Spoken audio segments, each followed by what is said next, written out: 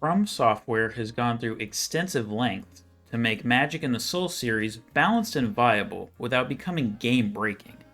But it wasn't always like that. You just have to hop back one short decade where Magic is busted, and always will be. Now the run I will be attempting revolves around Magic. So what will we be seeing? Darkbead? Firestorm? Wrath of the Gods? No. Because for every one of these spells, we have ones that are on the complete opposite side of the spectrum.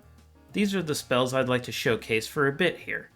It would also be hard to use the word challenge unironically if I used those, plus we've seen several videos highlighting the broken nature of these powerful spells before. So what are we working with here? Well, we're going to use the spells that you will get early on and then discard once you get a better version. Take Soul Arrow for example, and how it goes from 0 to hero in no time. If you'd like me to lay out some rules, I have the following. I can only use one spell from every type of magic class. So one sorcery, one pyromancy, and one miracle. I was originally going to go with the challenge being just Soul Arrow, but that sounded like it would be a bit boring, so I decided to shake it up. For my own personal challenge, I won't be leveling up Vitality or Endurance either. I will only be leveling up Intelligence, Faith, Attunement, and maybe Dex. There's a couple of other stipulations, but we'll go through them as they become relevant. Let's get started. So I was torn on what class to pick, as it was between the Sorcerer and the Pyromancer. The Sorcerer offers more casts of our spell for the run, Soul Arrow, but the Pyromancer does have the Flame, which would be harder to get. I ultimately opted for the Sorcerer because while the quality isn't great, the quantity should make up for it early in the run. And it certainly does here as I scamper through the Asylum and take on the eponymous boss. It's odd that I'm actually able to fight him under normal circumstances. It feels odd, but familiar, and ultimately good as you can see we do nice damage and have more than enough ammo in our reserves to take him out. As we spread our alliterative wings, we exit the Asylum, and upon arriving we head on down to Lordran to chat up a character that doesn't get a lot of attention in my videos, Rickert. The only reason for this visit is because he sells a copy of Soul Arrow, which would double our arsenal right off the bat. So here's the aforementioned stipulation. Starting as the Sorcerer, it is possible for me to eventually amass 4 copies of Soul Arrow, resulting in 120 uses. This seems a bit excessive. So for the sake of the challenge, I will only be using the 30 arrows I initially started with, unless absolutely necessary. With that out of the way, let's head towards the Undead Burg, where we do our usual face planting into a flaming barrel, and we may as well clear out the Taurus Demon while we're here. To be honest, the hardest part of this fight were the 2 archers up top, because as you can imagine, with no poise you get interrupted very often, so you have to pick your moments. Speaking of the boss, the moment to choose was pretty much the same as many bosses are going to be going forward. Keep backstepping until you can bait out an attack, rinse and repeat until boss is to your desired liking. Since we're on a narrow bridge, the backpedaling is a bit more complex, but not by much. Still plenty of soul arrows to spare. So moving ahead, we go across the Drake Bridge, and something must have really been bothering him since he decided to stare off into the distance for a bit before remembering he needed to try and kill me. I hightail it out of there and run past all of the hollows so I can beat the gate before it closes. However, the hollows pleaded and promised they wouldn't hurt me if I opened the gate. That was a lie. Alright, so base established near Andre. Let's go ahead and take on the gargoyles.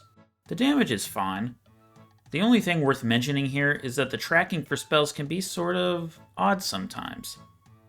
For example, if this gargoyle is in the air, you have almost no chance of hitting him if you don't shoot quick enough.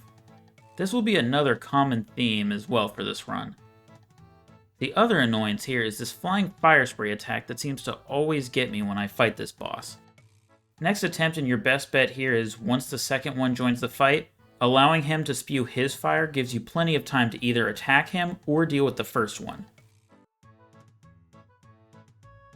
1 and 2. Let's go ahead and ring the first bell.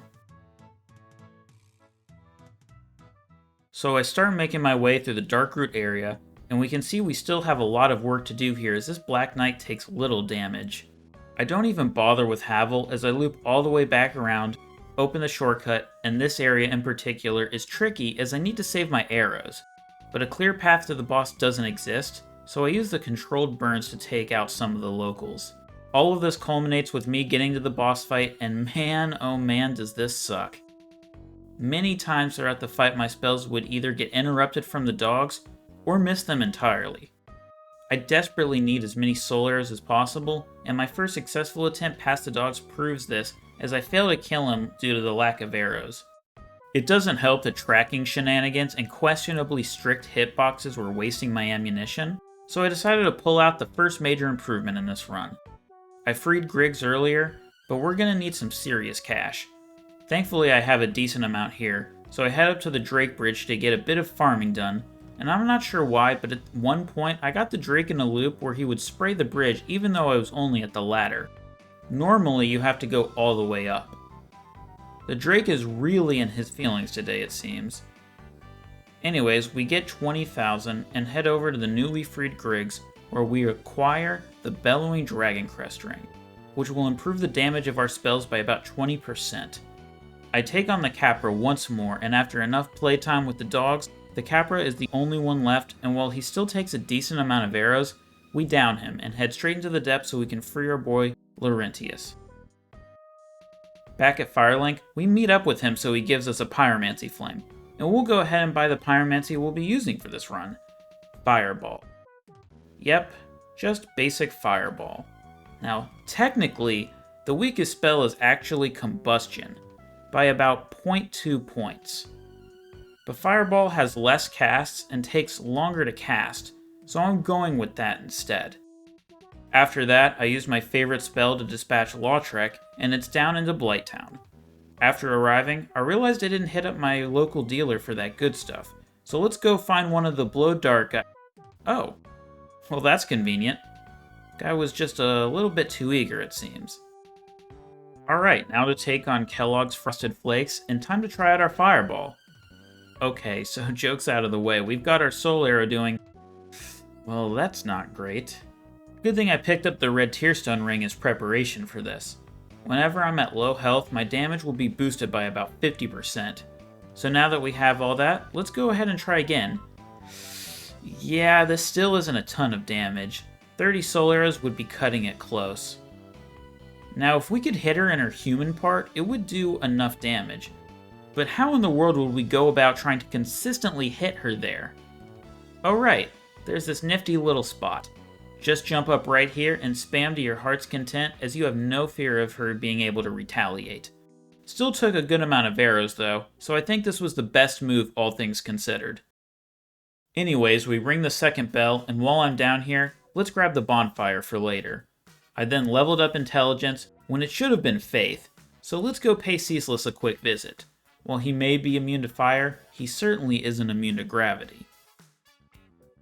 So after climbing out of Poison Land, I figured now was as good a time as any to ascend into Sin's Fortress. Nothing notable happening, for now, as we break this chap's balls and take on the Iron Golem with our setup.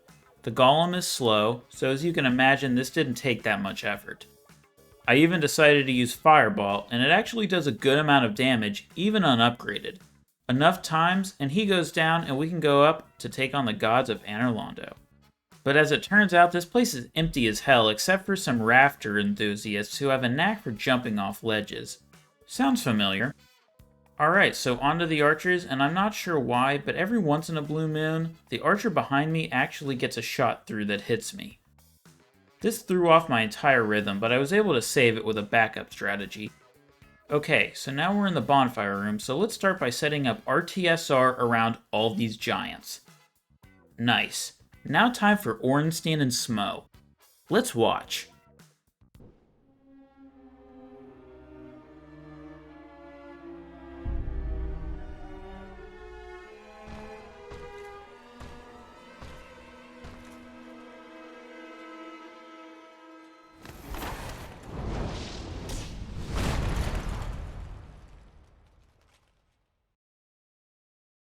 God damn it. So, next attempt, We do make sure we don't commit the mistake of being instantly hit through a wall, and the fight is actually easy. The damage on Ornstein is good, and while he can dodge spells, I time everything well enough so that it's not an issue. There was one part during Phase 1 I'm surprised I dodged through, but onto Phase 2 with Super Smo, it's more of the same. I do have to be aware of when I shoot because his hammer is one giant hitbox that will block shots, and if I mess up too much, I'd have to restart this fight due to a lack of ammo. So we carefully pick our moments when his hammer is moving away from him, and we get through this fight first try in everything but name. Let's grab the Lord Vessel and see if we can improve our power a bit. Let's start by heading back to the Undead Parish and hitting up the Sunlight Covenant. Upon joining, I am gifted Lightning Spear. This is the miracle we'll be working with this run, and you can see that it does some nice damage.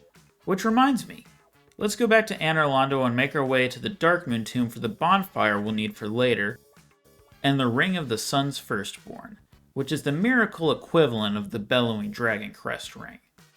Now I wanted to get started with the Duke's Archives first, but we need to take care of some business I had delayed until now, which is going and freeing Logan. But first we need to get this snake to carve us a path open. Well, at least it's open, I guess. Afterwards, we head to Firelink and meet up with him so we can progress his quest and also buy another copy of Soul Arrow just in case. While we're here, let's head down to Firelink Altar so we can place the Lord Vessel before I end up embarrassing myself. Hopefully nothing like that happens. So after a quick jaunt, we find ourselves in the Duke's Archives, where these boars get a bit confused on how stairs work, and I do the usual run through where I attempt to go for the Duke skip. First try every time. And head for the bonfire while also grabbing the key to Logan's cell. This was when I realized I needed to go to the prison section anyways, and since the doors are still closed, I can't get back around. Technically looking back I could have, but it would have involved dropping to where the Avalon is. Oh well, now we have to walk all the way back from Anor Londo to the unwinnable Seath fight where we get put in prison for choosing to do a magic only run. Now to get out we can't use Soul Arrow. Thank God Fireball has a bit of splash damage. So we trek down, past the serpents, and free Logan. Fun fact, you can warp from this bonfire if you sit at it from outside the cell. Not really sure why that works, but that'll save us a bit of time of climbing out.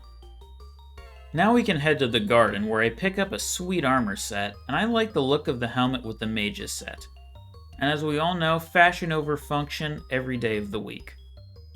At this point, it's an easy walk to Seath, and while setting up RTSR, I realized a clam got in, so I reset the fight, and upon returning, I tried to get around Seath, but similar to the walkways, the invisible part of his tail hit me, and I had to waste another couple of minutes trotting back before. Yeah, this is pretty easy.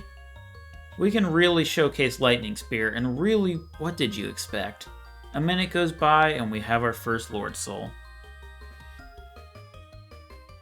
So now we're going to take the effort to really maximize our damage here. But first, we need to deplete Logan's stock. Now I'm a patient person, but not when it comes to grinding souls. So for the sake of speeding things up, I used a soul duplication glitch that allowed me to buy out his wares. Don't worry, I got rid of the souls immediately after. Anyways, we go back to where Seath initially sentenced us, and good grief, he's naked. I thought he'd be a bit more dodge happy, but I can't complain. After taking him down, we pick up the 10 Crystallization Catalyst. A staff that boosts the damage of your spells greatly, but at the cost of having your casts. But do be careful to put it away when you use your Pyromancies or Miracles, as it'll also have those casts halved as well. At this point we can start getting some DLC stuff done, and I return to the basin where I confront the Hydra. Which, as you can imagine, is easy this time around since we have good ranged capabilities. Afterwards, we free Dusk, hit upper DMs, and then return to the archives where after a couple of minor inconveniences, we obtain the pendant. It's time to head back, and the area where we enter the DLC now has our last piece of gear that's going to really power us up, that being the Crown of Dusk. It will boost all of our spells by 20%, with the only downside being we take 30% more magic damage. A sacrifice I'm willing to take as we head to the DLC. So let's start with the Sanctuary Guardian. This wasn't difficult. Well, the boss itself wasn't. The real difficulty was getting into RTSR range without dying, which did happen a couple of times. But when we do, you can see even with basic Soul Arrow, we're pumping out some great damage. I do have to watch out as he likes to do this Bull Rush attack when I'm casting, but other than that, no issues here. So at this point, I went back to Firelink and decided to get a bit more use out of Laurentius and upgraded the flame to +7. I then took the opportunity to go back to the Undead Parish, where we can take on the Stray Demon. With our setup, we don't have much issue. However, it was at this point I realized that Lightning Spear is just so much better that it's quite jarring and honestly a bit too easy. I then had to ask myself, is Lightning Spear really the weakest miracle? And I have to say, it unfortunately is not. According to Wikidot, the weakest comparable spell that isn't a multi-hit type would be Emit Force. Alright, so let's grab the doll, and let's head back to Sin's Fortress one last time so we can progress Sigmire's questline. This snake was giving me trouble, so I just... God damn it. Really, the damn snake screwed me. I promise I was not trying for that. Rest in pieces, Sigmire. Gone but not forgotten. Anyways, to correct for my ignorance, I decided that I would only use Lightning Spear if I first exhausted all my other casts first. Let's just get the Slumbering Dragon Crest ring and get out of here. At least I have Laurentius, who upgrades my flame to +10. And I figured we should take on Gwendolyn. Similar to the Sanctuary Guardian, the toughest part was getting into RTSR range. It wasn't necessary, but I want as much damage as possible. Eventually I just stripped down and lowered my resistances just a little bit, and that seemed to do the trick. Gwendolyn may be gone, but the hole in my heart certainly isn't. Let's go to the Painted World next. We rush straight to Priscilla, and the fight is boring as the spells don't do nearly enough damage to stagger her out of invisibility. So I had to free aim the whole time. Thankfully she just walks in a straight line. For the most part. Alright, fight ended. Let's move on. So we're going to an area that won't take much effort at all. The Catacombs. Where we can fight Pinwheel. I don't think I needed to tell you that this was easy. I thought I'd do just a bit more damage, but I can't complain. I didn't go for RTSR though, so call me a coward if you'd like. If you're done, let's head to the Tomb of the Giants just to light the bonfire for later. Afterwards, I decided to go back to the Demon Ruins and clean up this area. First up, we have the Demon Fire Sage, who is, funnily enough, weak to fire. Not much else to add here. Next up, we have the Centipede Demon, and similar to previous fights, the hardest part was setting up my glass cannon build, but soon as I got it to the right range, I just circled him until his health bar was depleted. Rounding off this area, we have Izalith. What a sight for sore eyes, truly. Alright, so we have the Bed of Chaos, which was not treating me the best since my vitality was quite low. The issue was I was running straight into this attack instead of just waiting patiently. I even put on the Ring of Favor and Protection for a bit of health, but it proved useless. Not that we needed it anyways.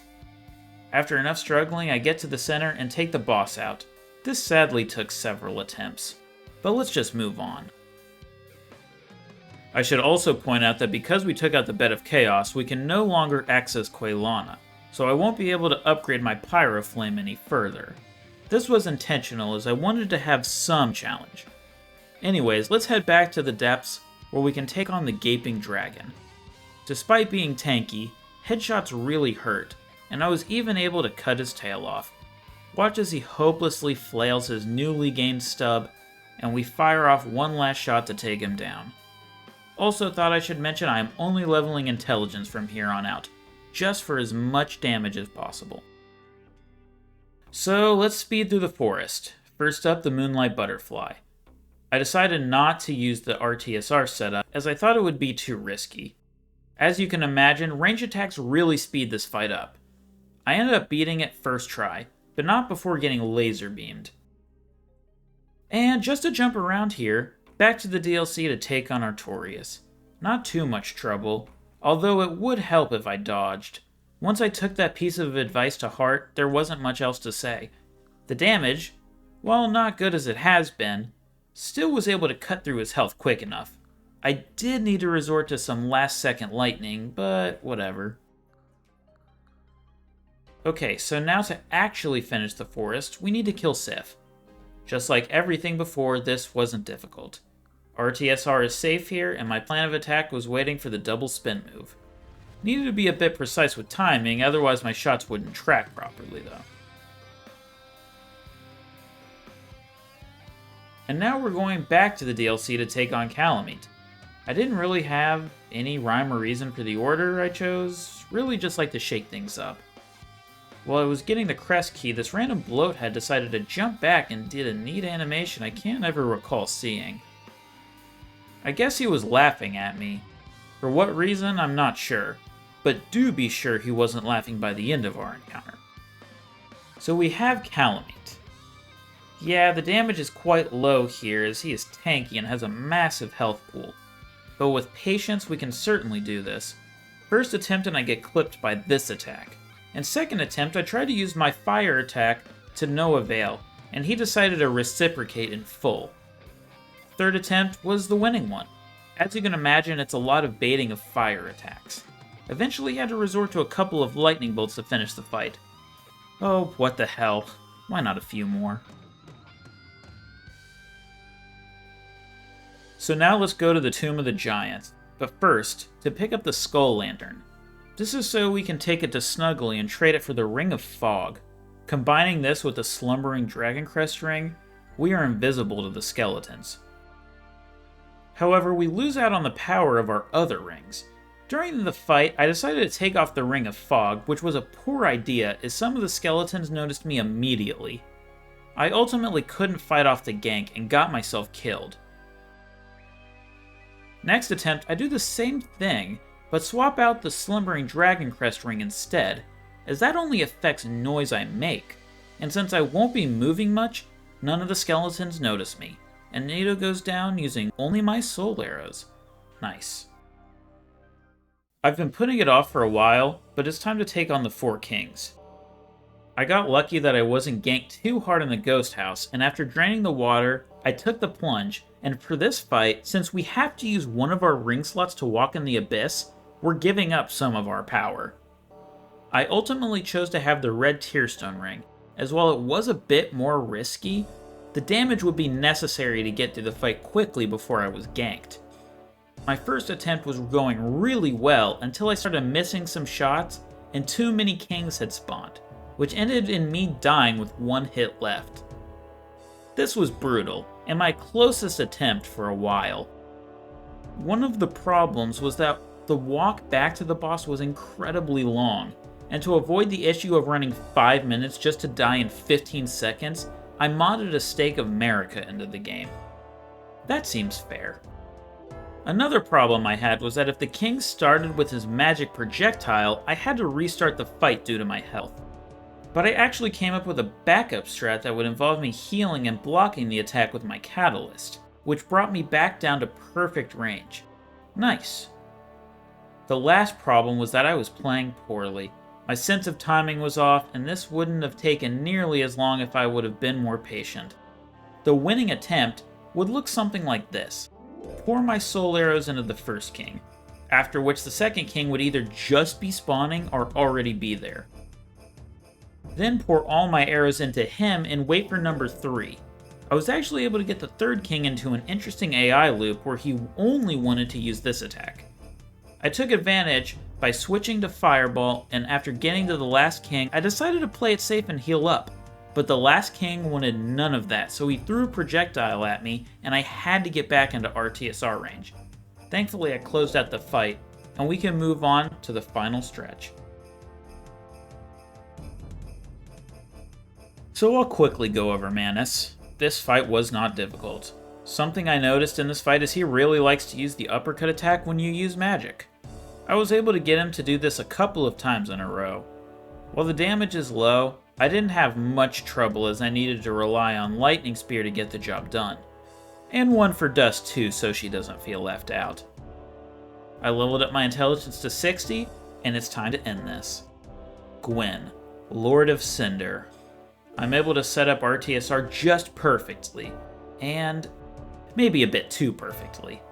The fight can be tense since I don't have a shield to parry with, but I can get one right off the bat. And if I'm lucky, I can bait him into trying to grab me, giving me more chances for free hits. My first attempt ended after he caught me off guard, but I had gotten his health down a decent amount. Damage was good. This wasn't going to take too long. Oh, what an ignorant slave I truly was. This fight may have killed me more than every other boss in this game combined. The real problem here is that I wanted to start out with RTSR. This is foolish, as there are plenty of attacks that Gwen can throw out at you that will do just enough damage to finish off your tiny health bar. So I had to ditch that setup, but even still, I was getting killed. You can't spam magic because he will dodge it pretty consistently. Couple that with our low vitality, and we're in for a world of hurt. Just to sum it up, if he hits you with a quick slash, you die. Fail to get a parry, you die. Get clipped by the end of this thrust attack, you live. And then die quickly if you don't react immediately. This was going so poorly, I had to use the Stake of America mod I used before. All I could do was get good. The main strategy was to bait parries, specifically the jumping attack. I couldn't risk getting quick slashed, but the margin of error was thin, as if I missed the parry, I die. I wanted to use a shield, but I knew I couldn't give up, and after enough head smashing, I came up with a winning attempt where I didn't play terrible. So the run is over. And yep, you can beat Dark Souls 1 with the weakest spells, because let's be honest, the weakest spells in Dark Souls 1 are still way more powerful than the strongest ones in Dark Souls 3. But magic runs are pretty fun even if they are a bit played out by now. But I wanted a lighter run than normal, so here we are. Definitely try magic only runs if you like vastly different playstyles from time to time. Anyways, let me know if you liked the video and subscribe if you'd like to see more from me in the future. I really do like making these kinds of videos. I'm Mr. Meta. Thanks for watching.